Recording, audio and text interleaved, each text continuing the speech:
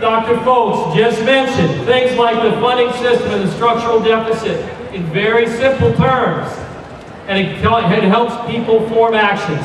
So I want you, we've got 1,000 of them, I want to see it empty. Take those back and use them, they're great. Next up, we have another hero of education. He stood up at great personal cost to make sure that we could at least get some funding last spring when everything else looked dark. I want to introduce Congressman Lloyd Doggett.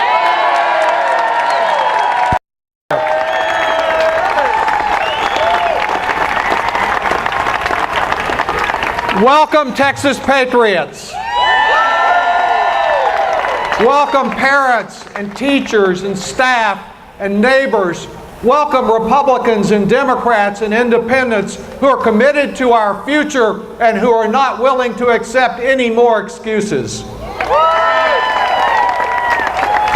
We love Texas so much, but we don't love what's been done to it in this building. We've been given a pathway to mediocrity when we demand a pathway to educational success.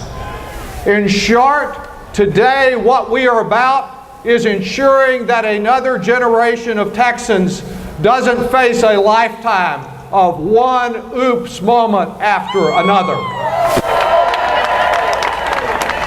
Despite the heroic efforts of the state legislative leaders who are here today, what we have given our young people is a roadmap that is very similar to the one that a Texan who got lost on the back roads of Oklahoma found when he turned to a farmer to find out how to find a bridge to the Red River to get home.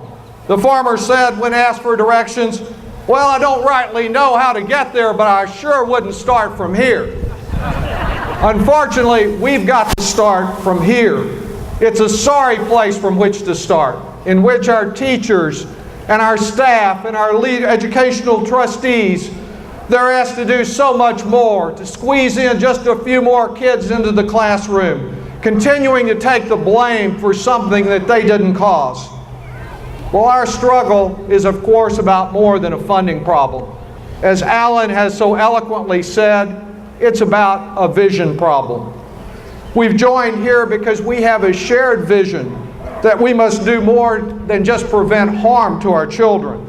We must find constructive ways to engage government from the school board to the White House. We need to ensure that each child can achieve all of his or her God-given potential and that we don't place roadblocks in the way.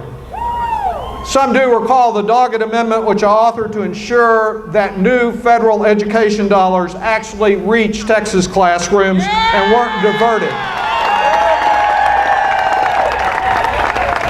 Well, I can say to Governor Perry today that there won't be another Doggett Amendment this year, not because a Doggett Amendment isn't justified, not because of his personal attacks, but because the same type of mindless criticism of public education, which has obstructed action in this building, is obstructing action in the federal Congress. These are the congressional Republicans who deride the school lunch program as welfare and condemn public education as government schools. The federal government isn't on the way with a rescue. We Texans have to rescue ourselves, and that's what we're about today. We know that we must significantly increase our commitment to education from pre-K to post-grad. It's not anymore about competition between San Antonio and Austin or Fort Worth and Dallas. Our competitors are in Shanghai, in Dresden, in Dubai. And we need to be concerned about the wasting of our resources. How many times at election have you heard some politicians say they're against waste, fraud, and abuse? Well, how about ending the waste of our children? That's right. How about ending the fraud that is this school finance bill? How about ending the abuse of our future? Our messages have to reach those neighbors of yours who don't make it to a PTA meeting. They need to understand what it is for a librarian to not have just one school, but to be moving around from school to school and not able to give the attention that a student needs. Our parents need to be reminded that more fees means that you never stop being asked to contribute to one thing after another and buy one more ticket and attend one more event because the state didn't send the money it should have to the local school board. And finally, as we consider the pain as a motivation for our action, let's think just for a moment about the joy of public education. I think about the joy of my granddaughter Ella with new shoes and new school supplies as she went to that first day of her dual language elementary school here in Austin. I think about the pride that so many families and teachers will experience in May when too few of those former first graders walk across the stage and get their high school diploma. That's the joy that should motivate us in our work, and a recognition that public education is more than just about learning. It's the fabric that binds our communities across Texas together. We are called on to strengthen that fabric. At the same time, some narrow-minded people in this building would rip it asunder. We must sustain our movement, demanding accountability for elected officials in May and in November, and sending these heroes some reinforcements. We have the commitment, we have the conviction, we have the energy here today. This year, choose those who are committed to our children. Next year, fill this legislature with people just like those gathered today to send forward that message.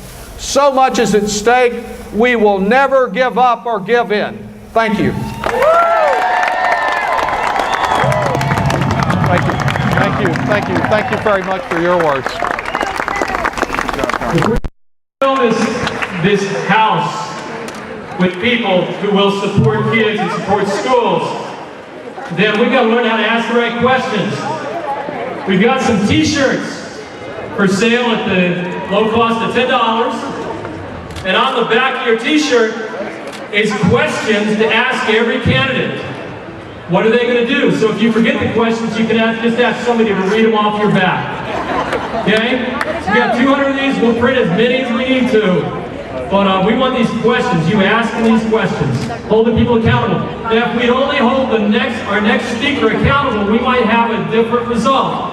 And we're going to look at a quick video clip, 2 minutes. This was in September of 2010. So you recall that's about 2 months before the election. And this was our governor speaking to a public television interviewer, answering a couple of questions. So if we could...